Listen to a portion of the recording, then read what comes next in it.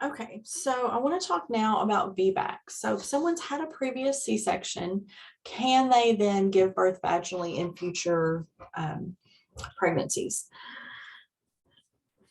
Depends on where you are. It depends on the time frame. And there's some legal/liability concerns that that affect this, including some insurance policies. So VBAC stands for vaginal birth after cesarean. At one time, if someone had a cesarean, they were always going to have cesarean in all future births. And then with the risk of increasing numbers of C-sections, there was an attempt to limit the number of C-sections. And one of the things that they did was look at, can some people who've had C-sections safely give birth vaginally in future pregnancies?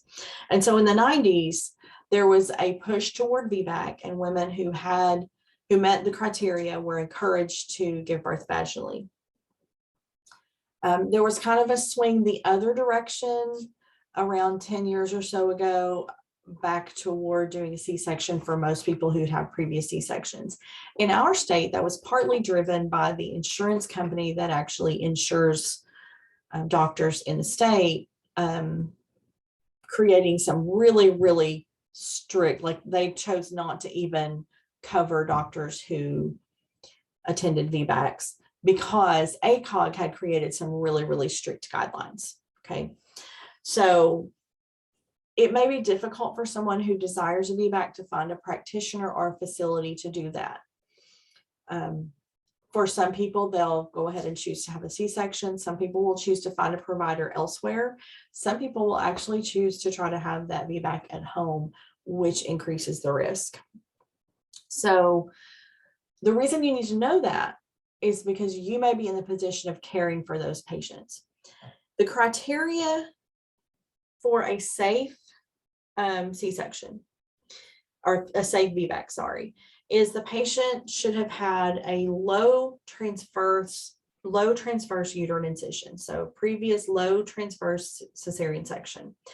The skin incision is not always in the same location or direction as the uterine incision. So it's important to know what the uterine incision looks like. So it needs to be on the lowest part of the uterus and transverse. They should not have had more than 2 C-sections. So if they've had 3 C-sections, they probably should continue to do that. If they've had 1 or 2, then they would meet criteria.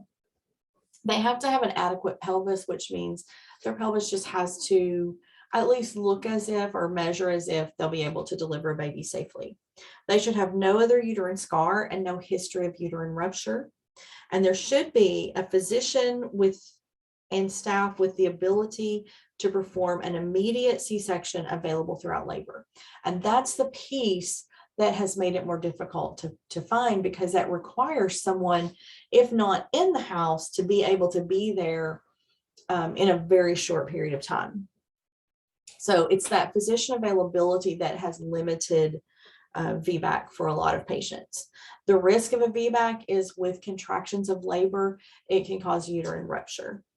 Management, this needs to be managed like any other labor, but with continuous monitoring and being aware of what uterine rupture, how uterine rupture might present.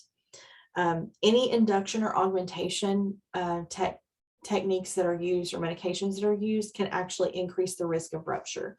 So they are not usually used for induction.